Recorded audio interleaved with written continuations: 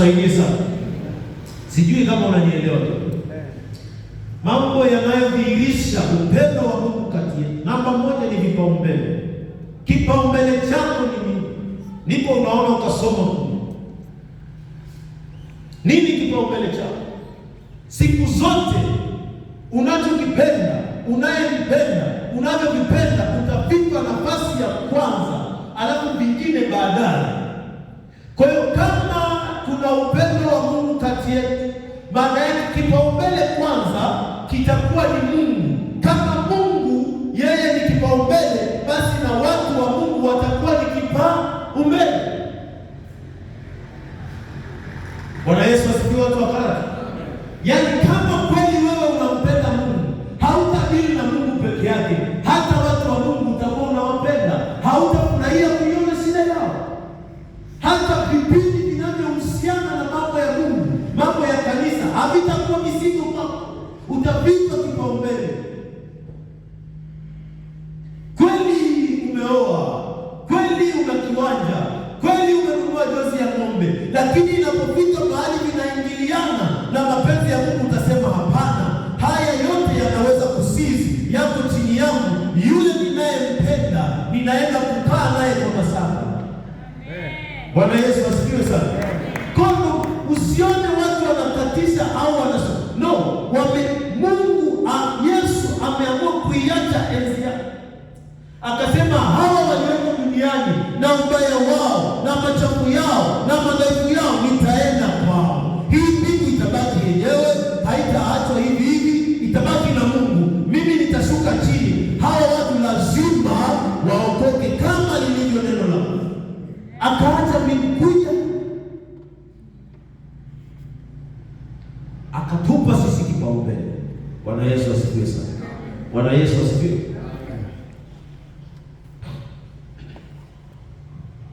Sasa wewe vipaumbele vyako ni nini? Ukitaka kujua, angalia vipaumbele vyako, tutajua vitu unavyopenda. Unampenda Mungu ama dunia? Najua mna ratiba nzima ya kombe la dunia. Hakuna mechi imekupita mpaka sasa, lakini hakuna wiki umewahi kuhudhuria vipindi vyote vya kanisa. Wewe una shida, sio ndogo, kubwa sana, yaani unaumwa. Unajua ratiba za tamthilia mpaka 2-3 zinazokuja mbele, imeisha hii inaenda nyingine, wewe bado una shida. Wakati hapa zikipita tu nusu saa za neno la Mungu tayari umeanza kuangalia saa. Wai nenda nyumbani kwenye tamthilia, sisi tupo mpaka mwisho. Bwana Yesu asifiwe sana. Kwa vipaumbele vyako vinatuonesha wewe unampenda Mungu. Yule unayempenda utampa kipaumbele. Bwana Yesu asifiwe sana. Nikupe ushuhuda. Wakati najiandaa kufundisha hili somo, siku moja nikafika ofisini nikakaa. Wale staff ofisini nikauliza swali, hivi upendo ni nini? Wakanipa definition zao. Mmoja akanipa mfano. Nilipompa mfano mambo ya upendo, yeye akaniambia, hivi nilimpa mfano gani jamani? Yeye akaingiza story akasema, mimi bora hichi kuliko hichi. Nikamwambia kabisa, unachagua kitu kuliko mtu. Akaniambia sasa kwenye graduation yangu, nikamwambia nikafumba na kinywa nasikiliza story. Ilifika wakati Samsung, unajua ile simu ya kufunua hivi kama kitabu, ndio zimetoka kipindi hicho, amenunua $2 na point. Miezi michache kabla ya graduation simu imekufa, alipata kichapa. Na ndio simu anategemea kupiga picha. Familia imejiandaa, tunaenda kwenye graduation. Bwana Yesu asifiwe. Akawaambia hivi, ama zenu ama zangu, ninyi bakini, hiyo hela nikusaidieni, tumieni mimi mwezi. Kweli nikamwambia kabisa. Akasema nikamwambia na baba yako alikubali? Akasema ndio. Nikamwambia kama ni mimi. Akaniambia sasa huyo ni wewe. Baba yako alichukua hela akanitumia, nikanunua simu. Wao jamani, kweli simu. Baba mzee bwana, mtoto anataka simu, wewe baki nyumbani na mama. Bwana Yesu asifiwe. Hivi inaingia akilini? Mimi nikamwambia kweli akili ya simu. Siku simwambie waziwazi, ila akilini mwangu na mimi namwambia wewe akili ya simu. Huyu si mtu anakuuza kabisa. Bwana Yesu asifiwe sana. Okay, silaumu, sina shida kwa sababu ni uhitaji wake. Sijui waliongeaje na wazazi, lakini nature hiyo inatuonyesha kwamba kuna uwezekano akachagua vitu kuliko watu. That means you, my parents, are not more important than before. Nyinyi si muhimu kuliko kuwa na simu wakati wa graduation. Bwana Yesu asifiwe sana. Kwa vipaumbele vinadhihirisha uwepo wa Mungu kati yetu. Utawapa kipaumbele watu wa Mungu na Mungu, au utavipa kipaumbele mambo yako? Namba 2, ukarimu.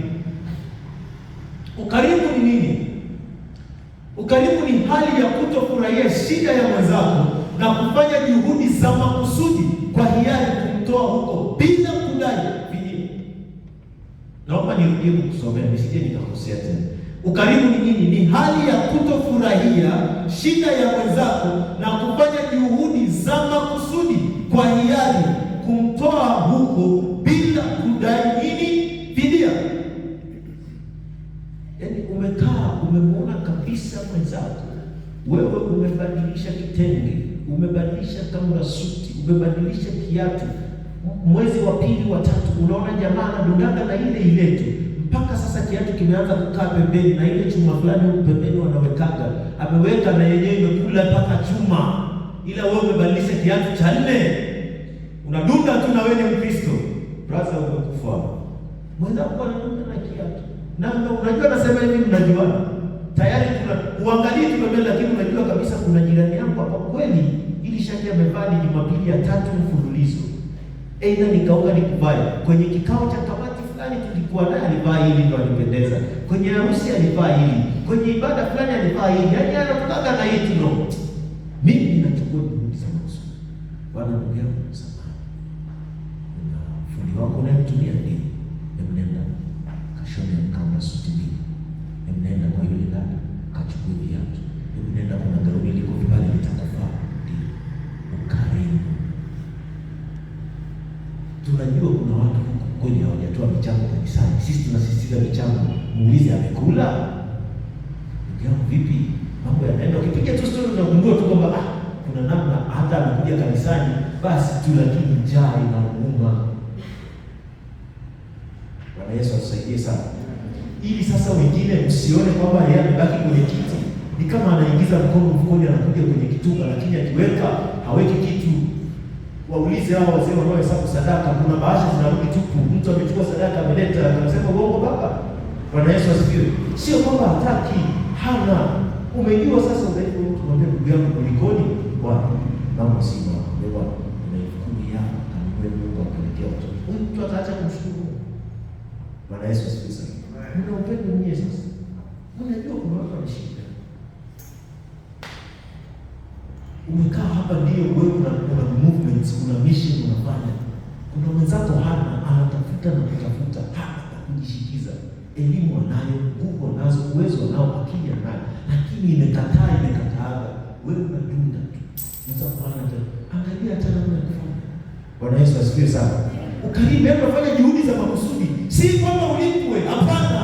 Kwa sababu ndani una upendo wa Mungu.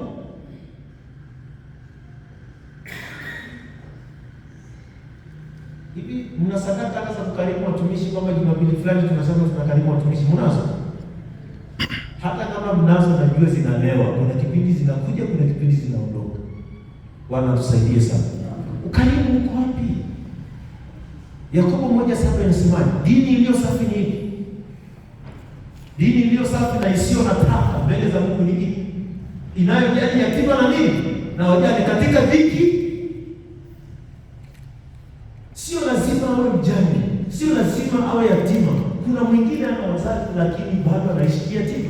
Kuna wengine ni wazazi lakini wanavivu yatima. Kuna wengine wameolewa lakini bado wanaishi kama wajane. Sasa je, sisi kama kanisa, kama watu wa Mungu tunajali shida yao? Au tunafurahia kutumia kama gap la kuwatolea mifano? Bwana tusaidie sana. Upendo wa Mungu uko wapi kati yetu? Ndio hii unaona watu wa baa wanasema kule baa kuna upendo. Hakuna. Ni wahuni, walevi wote ni wahuni, wale wanaokunywa pombe kule baa. Kama uko hapa na wewe ni muhuni, wala sijakosea. narudia kwa msisitizo, kama na wewe ni mlevi, unakunywa bia, unaenda baa usiku, unasema kule pana upendo, wewe ni muhuni kama wahuni wengine. Upendo wa kweli uko hapa. Bwana atusaidie sana. Kwa hiyo nini sasa? Biblia imemuita Msamaria mmoja. Sisi ndio tumemuita Msamaria mwema kwa sababu ya tulichoona alichokifanya. Kwa ukifanya jema linaonekana. Ndipo Habili anaambiwa, kwani ukifanya mema hautapata kibali kwa nani? Kwa Mungu.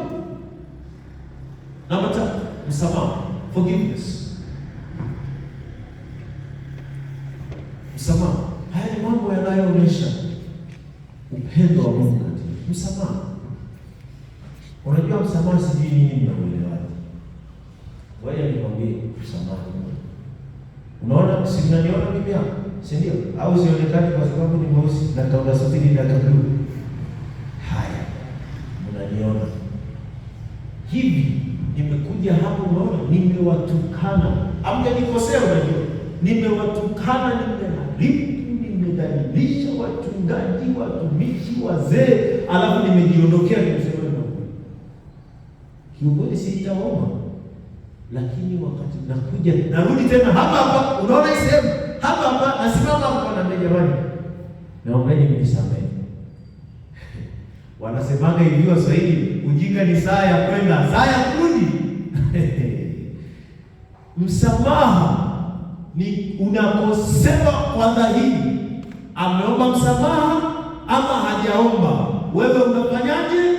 Unaachilia, hufanyi juhudi zozote za kutengeneza, kulipiza ama kumfanyia jambo ambalo litamdhuru na yeye. Bwana Yesu asaidie sana.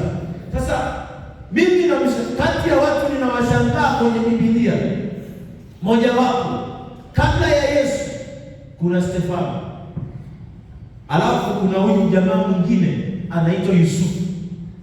Mimi Yusufu, munisukume kwenye shimo, muniuze kama mtumwa, niende kule nikafanye kazi, nisingiziwe, niingie gerezani, nitomboe, nifike niwe waziri mkuu. Subutu yako, umekuja na chakula bila kunyonga.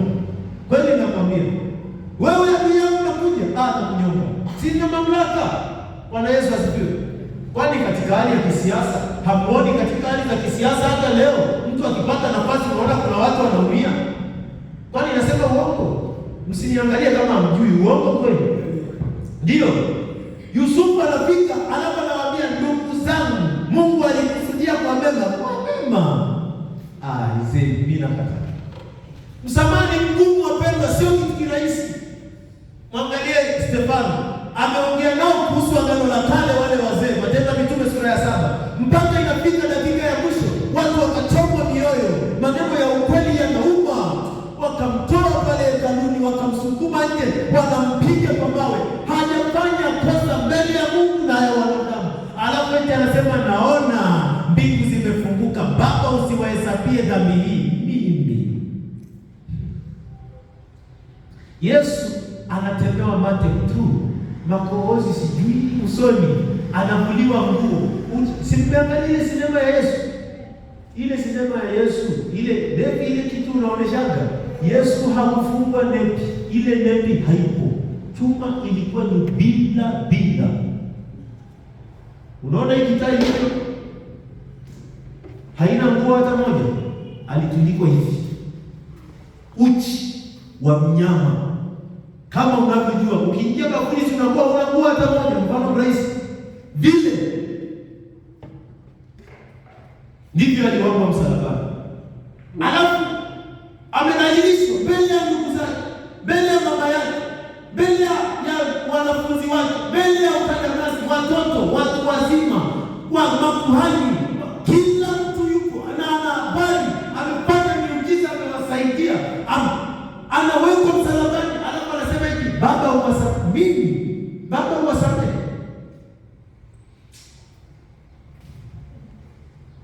Lakini nini? Out of love he was able to forgive.